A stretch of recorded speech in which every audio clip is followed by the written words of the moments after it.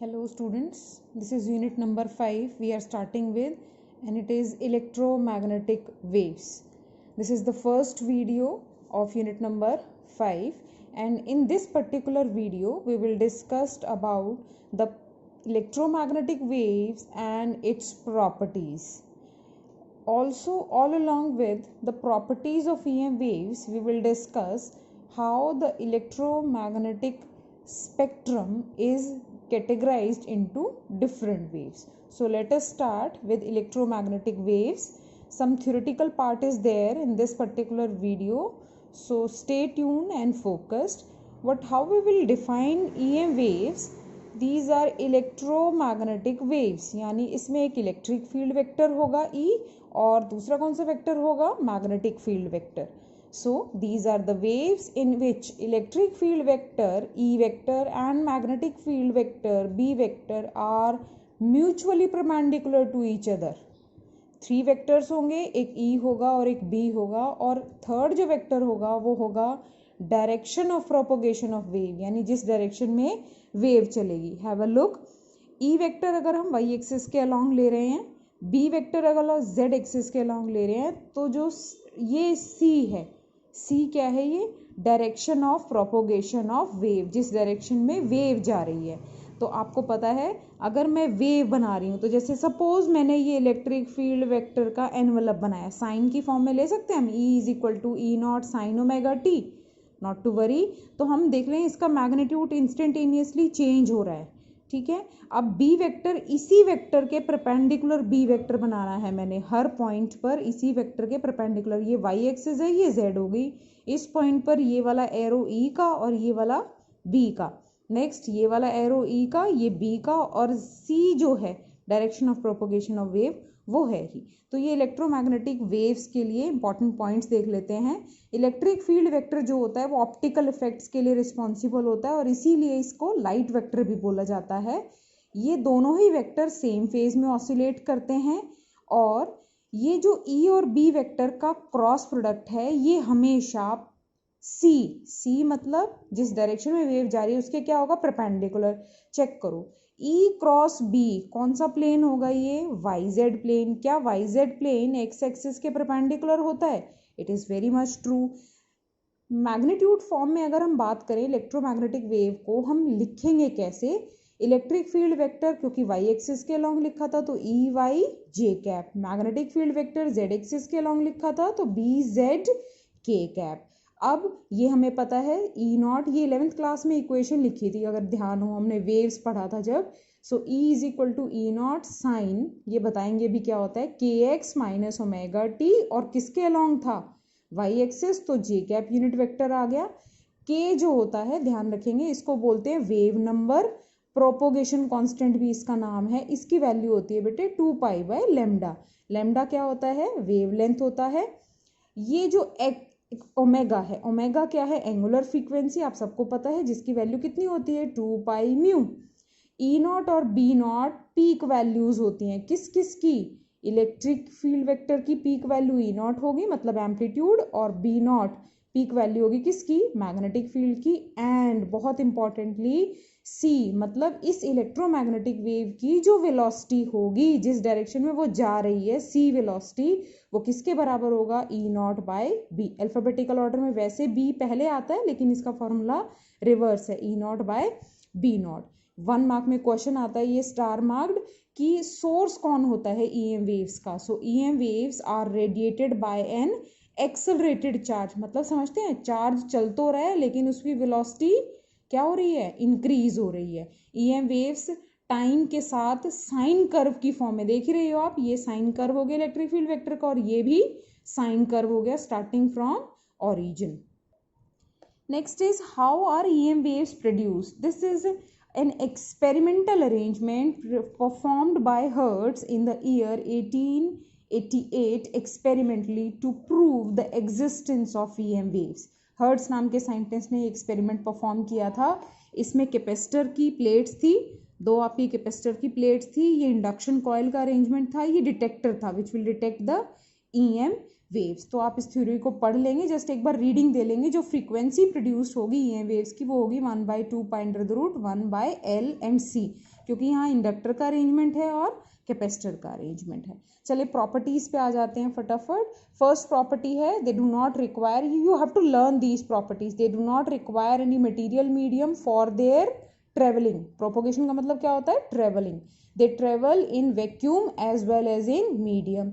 Speed बेटा दोनों में अलग अलग रहेगी। अगर हम फ्री स्पेस यानी एयर में बात करते हैं तो स्पीड को हम c से डिनोट करेंगे और कितनी होगी 1/√μ0 ε0। ये समझे दोनों क्यों आए? ये तो था बेटे किस में? इलेक्ट्रिक फील्ड में, और ये किस में था? मैग्नेटिक फील्ड में। और इसका वैल्यू 3 × 10⁸ मीटर/सेकेंड होता है, c जो हम लेते हैं। एंड मीडियम में ये इंस्टेड ऑफ c v हो जाएगा और एब्सोल्यूट की जगह ये परमिएबिलिटी एंड परमिटिविटी से डिनोटेड होगा। इलेक्ट्रोमैग्नेटिक वेव्स का ट्रांसवर्स नेचर होता है। आप सबको बता दूं, दो टाइप की वेव्स होती हैं, एक होती है ट्रांसवर्स वेव्स और दूसरी कौन सी होती हैं? Longitudinal waves. Do you understand the meaning of transverse?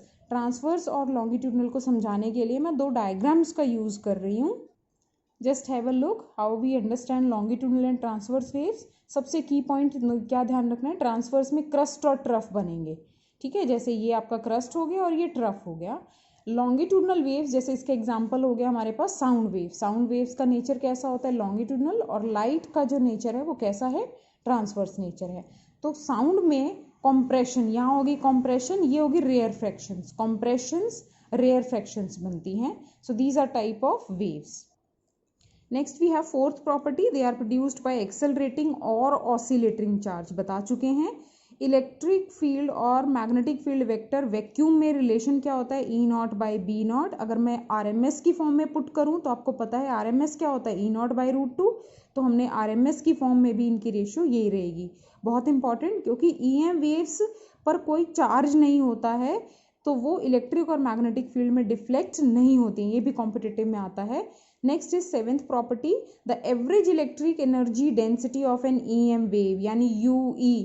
ये पढ़ा था फर्स्ट यूनिट में फॉर्मूला, ½ε0E²। E यहाँ कौन सी वैल्यू होगी? RMS value. अगर मैं RMS को पुट करती हूँ तो पीक डिवाइडेड बाय √2 पुट कर दिया, तो average electrical energy density EM wave में, अभी बात हुई थी थोड़ी देर पहले, इलेक्ट्रोमैग्नेटिक वेव में दो एनर्जी होंगी, किस किस की? Electrical energy and magnetic field energy. तो इलेक्ट्रिक फील्ड एनर्जी पीक की फॉर्म में तो ये आ गई, और LC ऑसिलेशन में भी पढ़ा था यूनिट 4 में। UB में कितना आएगा? 1/4 तो आएगा ही, B0² भी आएगा, लेकिन परमिएबिलिटी जो है वो डिनोमिनेटर में आ जाएगी। ऑल्सो ये UE और ये UB क्या होता है? सेम होता है। इनका वैल्यू क्या रहता है? सेम रहता है। और C का जो वेलोसिटी है EM वेव की वो E0/B0 रहेगी।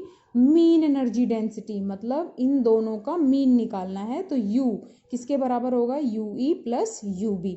इंटेंसिटी 11th प्रॉपर्टी, इंटेंसिटी किसी भी EM वेव की उसकी एवरेज एनर्जी डेंसिटी पर डिपेंड करती है।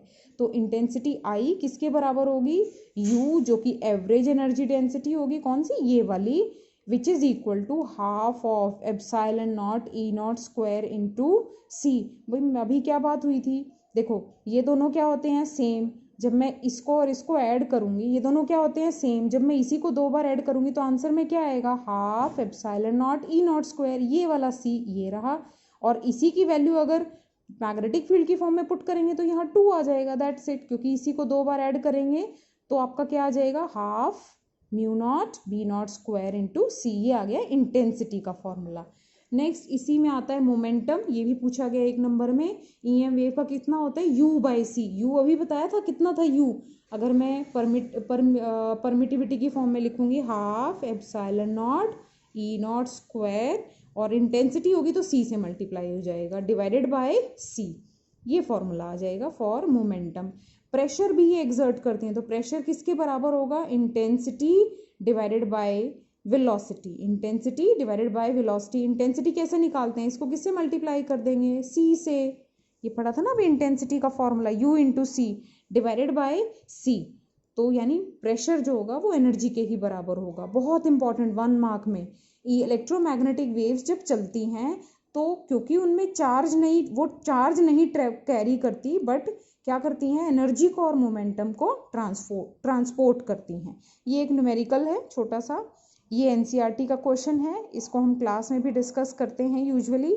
सो मीडियम में आपको वेलोसिटी पता है, आपसे रिलेटिव परमिएबिलिटी पूछा था। इस क्वेश्चन में अगर देखें तो इस क्वेश्चन में आपसे पूछा था कि एक्स डायरेक्शन में वेव जा रही है, फ्रीक्वेंसी इतनी दी हुई है, किस पर्टिकुलर पॉइंट पर अगर इलेक्ट्रिक फील्ड वेक्टर ये दिया हुआ है यानी वाई एक्सिस के अलोंग और एक्स एक्सिस के अलोंग वेव जा रही है, तो बी की डायरेक्शन क्या होगी बताओ के अलोंग। तो बी का मैग्नीट्यूड किसके बराबर, ई बाई सी। ई हमें दे रखा था, ये रहा 6.3 मैग्नीट्यूड। सी हमें पता है इलेक्ट्रोमैग्नेटिक वेव की वेलोसिटी, सो हमने बी वेक्टर निकाल दिया। किसके अलोंग आएगा, जेड, और यूनिट क्या होगी इसकी, टेस्ला। इस यूनिट के बड़े ही इंपॉर्टेंट फेज पर आ गए हम। What is this now, electromagnetic spectrum. ये एक ऑर्डरली डिस्ट्रीब्यूशन होता है किसका, इलेक्ट्रोमैग्नेटिक रेडिएशंस का। यानी हमने एक टेबल बनाया हुआ है बेटे, यहाँ देखें टेबल बनाया हुआ है। ये सारी की सारी जो मैंने 7 वेव्स लिखी हैं ये इलेक्ट्रोमैग्नेटिक वेव्स हैं। तो इसमें जैसे हमारा वीक होता है ना, वीक में कितने डेज होते हैं, 7। तो वीक एक पूरा नाम हो गया और उसमें डेज हो गए, मंडे, ट्यूसडे, वेडनेसडे, थर्सडे, ऐसे ऐसे ही ये सारी वेव्स एक ही कैटेगरी में है। कौन सी वेव है ये सारी, ईएम वेव। कैसे कैटेगराइज की गई हैं, इनका हमने इंक्रीजिंग ऑर्डर लिया है ऐसे वेवलेंथ का, और फ्रीक्वेंसी का कैसा ऑर्डर होगा फिर, डिक्रीजिंग, क्योंकि म्यू किसके बराबर, सी बाय लैम्डा। अगर वेवलेंथ का इंक्रीजिंग है तो फ्रीक्वेंसी का डिक्रीजिंग होगा। सबसे पहली वेवलेंथ जिसकी वेवलेंथ सबसे कम होती है, और सबसे ज़्यादा वेवलेंथ किसकी होगी, रेडियो वेव्स की। तो गामा, इसको लर्न कर लेंगे, gamma, X rays, UV rays, visible, infrared, microwave and radio waves, ये कम्युनिकेशन में यूज होती हैं। कम्युनिकेशन समझते हैं, सिग्नल्स को one place to another place तक पहुंचाना with the help of antennas. चलिए देखें, इंक्रीजिंग वेवलेंथ का ऑर्डर देखें, ये मीटर में है बेटा, 10 -3 -10, फिर -10 -8 -8 -7। ये पावर आपको लर्न रखनी पड़ेगी, बेस तो सेम है ही। -3 -10, 7 का डिफरेंस आ गया, फिर यहाँ 2 का डिफरेंस आ गया, फिर यहाँ 1 का डिफरेंस आ गया। डिफरेंस भी, ये डिफरेंस सेम है, ये विजिबल है। विबग्योर स्पेक्ट्रम जो आप पढ़ते हैं, 4 × 10⁻⁷, ये वाला लास्ट वाला वैल्यू इंटू 7.5 10⁻⁷। अगर मैं इसको नैनोमीटर में बताऊं तो this is 400 nanometre to 750 nanometre. आप इसको लर्न ऐसे भी रख सकते हैं, कैसे, this is 400 nanometre to 750 nanometre. This can also be learn this in this way. Then infrared को हीट वेव्स भी बोला जाता है, जो हमारे अर्थ को गर्म रखती हैं, हीट अप करती हैं। सो इनकी वेवलेंथ ये ऑर्डर है। देन माइक्रोवेव्स, पावर देखें अब नेगेटिव हो गई है, पावर क्या है, नेगेटिव है लेकिन कम हो गई है, ठीक है, -3 -1, देन -1, फिर प्लस हो गई 4, और लास्ट थी आपकी रेडियो वेव्स, तो +4 पर ये एंड करेंगी। ये टेबल्स में वैल्यू आपको लर्न रखनी पड़ेंगी। ये नेक्स्ट कॉलम है कि प्रोड्यूस कैसे की जाती है। आपको सिर्फ वेवलेंथ का ऑर्डर लर्न करना है, फ्रीक्वेंसी का लर्न नहीं करना है। क्यों, क्योंकि फ्रीक्वेंसी का क्या फॉर्मूला होता है बेटा, μ=c/λ। अगर मुझे सी पता है, 3 × 10⁸ डिवाइडेड बाय लैम्डा, ये पुट करूँ मैं 10⁻³ तो मेरे पास ये वैल्यू आएगी। इसके लिए मतलब ये कौन सी वेव्स थी, गामा रेज। फिर अगर मैं सी को 3 × 10⁸ डिवाइडेड बाय वेवलेंथ कितनी पुट करूँ, 10⁻⁻10, तो मेरे पास ये ऑर्डर आ जाएगा। यानी सिर्फ वेवलेंथ वाला कॉलम लर्न कर लेंगे, फ्रीक्वेंसी अपने आप आ जाएगी। कैसे प्रोड्यूस की जाती हैं, ये एक मेथड है जिससे ये पर्टिकुलर वेव्स प्रोड्यूस की जाती है। जैसे गामा रेज क्या है, इनका न्यूक्लियर ओरिजिन है, रेडियो एक्टिव न्यूक्लियाई जो होते हैं ना, यूरेनियम हो गया, थोरियम हो गया, ये सभी गामा रेज प्रोड्यूस करते हैं। एक्स रेज के लिए पर्टिकुलर ट्यूब्स होती हैं। यूवी रेज जो हैं एटम्स में एक्साइटेशन ऑफ इलेक्ट्रॉन से प्रोड्यूस्ड होती हैं, स्पार्क आर्क लैंप से। विजिबल रेज जो हैं वैलेंस इलेक्ट्रॉन्स के एक्साइटेशन से प्रोड्यूस्ड होती हैं। इंफ्रारेड जो हमारे पास एटम साइंस और मॉलिक्यूल्स में वाइब्रेशंस होती हैं उससे प्रोड्यूस्ड होती हैं। माइक्रोवेव्स पेपर में आता है ये। माइक्रोवेव्स के लिए 2 टाइप की वॉल्व होती हैं, डिवाइस हैं ये जिनसे ये प्रोड्यूस्ड होती है, klystron valve and magnetron valve. Radio waves हमेशा ऑसिलेटरी सर्किट जिसमें कि रैपिड एक्सेलरेशन होगा इलेक्ट्रॉन का, उससे प्रोड्यूस्ड होती हैं। नेक्स्ट कॉलम है डिटेक्ट किससे करते हैं। भाई हमें कैसे पता लगेगा कि हमारे पास एक्स रेज आ रही है। एक्स रेज फोटोग्राफिक फिल्म को अफेक्ट करती हैं, तो गीगर ट्यूब्स डिटेक्ट कर सकती हैं एक्स रेज को। फोटोग्राफिक फिल्म, इन तीनों में आपका फोटोग्राफिक फिल्म है गामा, एक्स और यूवी, लेकिन एक्स रेज के लिए स्पेशल गीगर ट्यूब्स होती हैं डिवाइस हैं ये डिटेक्ट करने के लिए। आयोनाइजेशन चैम्बर, ये भी पेपर में आता है कि आयोनाइजेशन चैम्बर से हम किस टाइप की वेव को डिटेक्ट कर सकते हैं। जो विजिबल है वो ह्यूमन आई, हम देख सकते हैं विजिबल लाइट को।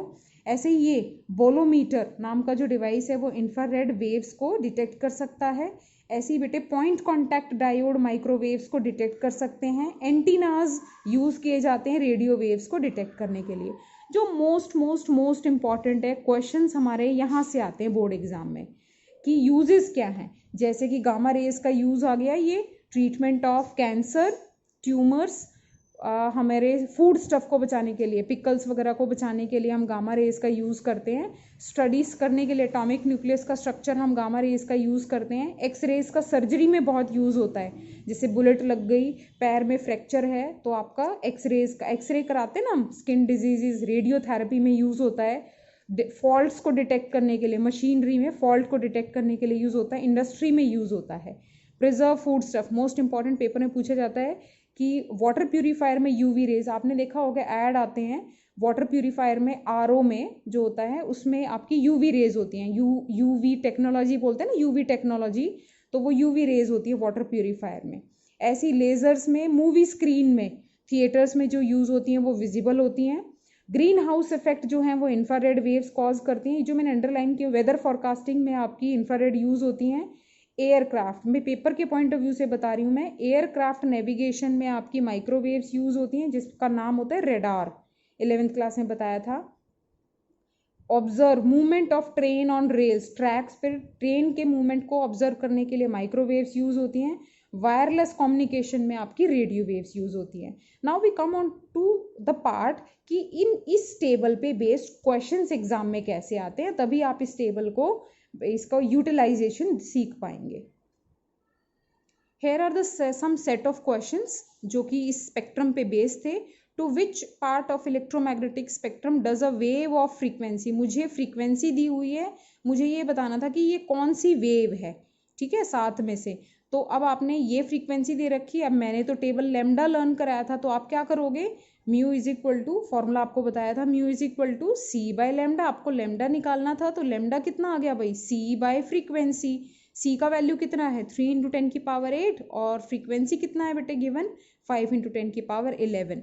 तो जो भी आपकी ये वेवलेंथ आएगी ये मीटर में आएगी। अब आपने इसमें आइडेंटिफाई कर लेना है, तो ये वेव जो आएगी वो कौन सी रीजन की होगी, आपका ये लाई कर रहा है, पावर कितनी है, अगर मैं इसको करूँ 6 × 10 की पावर -4 मीटर है। तो अगर आप देखें तो हमारे पास 6 × 10 की पावर -4, देखो ये -3 से ये वाली जो रेज होंगी ये आपकी किस रेंज में लाई करेंगी ये ढूंढना है आपको। इसमें नहीं लाई करेंगे, इसमें तो 10 की पावर -10 से -8 आएगा, ठीक है। ये जो हैं वो इंफ्रारेड में लाई करेंगी, -7, ये आएगा -3, ठीक है। नेक्स्ट क्वेश्चन देखें, arrange the following EM waves in decreasing order of their wavelength. आप सबको पता है क्या था sequence, gamma rays, X rays, UV rays, visible, infrared, microwave and radio wave, ये रहा हमारे पास सीक्वेंस। ये लेकिन इंक्रीजिंग वेवलेंथ का था, आपको पर्टिकुलर टाइप ऑफ वेव्स दी हुई हैं, आपको डिक्रीजिंग वेवलेंथ करना है, आप इसको कर लेंगे। यही क्वेश्चन इंक्रीजिंग फ्रीक्वेंसी में भी पूछा जा सकता है। इलेक्ट्रिक और मैग्नेटिक फील्ड के बीच में फेज वेक्टर कितने का होता है, π/2 पता है। स्पीड कितनी होती है वेव्स की, 3 × 10 की पावर 8 मीटर पर सेकेंड। कहता है how are radio waves produced, बताया था ऑसिलेटिंग सर्किट से प्रोड्यूस्ड होता है जिसमें L और C पैरेलल में होंगे। नेक्स्ट है आपको फ्रीक्वेंसी दी हुई है, वेवलेंथ निकालनी है इस क्वेश्चन में। ये देखें अब ऐसे क्वेश्चंस आते हैं बोर्ड में 2-2 नंबर के। Name the electromagnetic wave used in satellite communication, कौन सी होती हैं, माइक्रोवेव्स होती हैं, ठीक है। और वायरलेस कम्युनिकेशन में होती हैं बेटा रेडियो वेव्स, सैटेलाइट कम्युनिकेशन में कौन सी हैं, microwaves. Kill germs in water purifier बताया था, UV rays. Detect leakage of oil in underground pipeline, ये भी इंपॉर्टेंट है क्वेश्चन। एक्स रेज यूज होती हैं, जो हमारी गैस में पाइपलाइंस होती हैं उसमें लीकेज को डिटेक्ट करने के लिए एक्स रेज यूज होती हैं। विजिबिलिटी ड्यूरिंग फॉग इंप्रूव करने के लिए कौन सी वेव्स यूज करते हैं, इंफ्रारेड वेव्स। सो इस टाइप के क्वेश्चंस आपके बोर्ड में आते हैं। जैसे कि आपको यहाँ पर और देखें 1-2 सेट ऑफ क्वेश्चंस हैं हमारे पास, जैसे ये हो गया आइडेंटिफाई द EM वेव, ये आपको फ्रीक्वेंसी दी हुई है, इसको आइडेंटिफाई करो और उसके एप्लीकेशन लिखो, इस टाइप के क्वेश्चन भी आते हैं। Name the part of spectrum, ये इंपॉर्टेंट है क्वेश्चन। सूटेबल फॉर रेडार बताया था माइक्रोवेव्स। मस्कुलर पेन हीटिंग के लिए रेडियोथेरेपी कराते हैं ना, कौन सी waves, infrared. Diagnostic tool in medicine, X rays use होती हैं। सैटेलाइट कम्युनिकेशन अभी बताया था, माइक्रोवेव। और डिकेड न्यूक्लियस से पता है आपको गामा रेज होती हैं। फिर ये जिनकी रेंज 390 से 700 नैनोमीटर होती हैं वो विजिबल होती हैं। सनलाइट को एब्जॉर्ब करती हैं ओजोन लेयर से, ये यूवी रेज होती है, आपको पता है ना यूवी लेयर होता है, ओजोन लेयर होता है। इंटेंस हीटिंग इफेक्ट कौन सी रेज प्रोड्यूस करती हैं, इंफ्रारेड। सो बेटे this was an important video which you have to pursue in unit number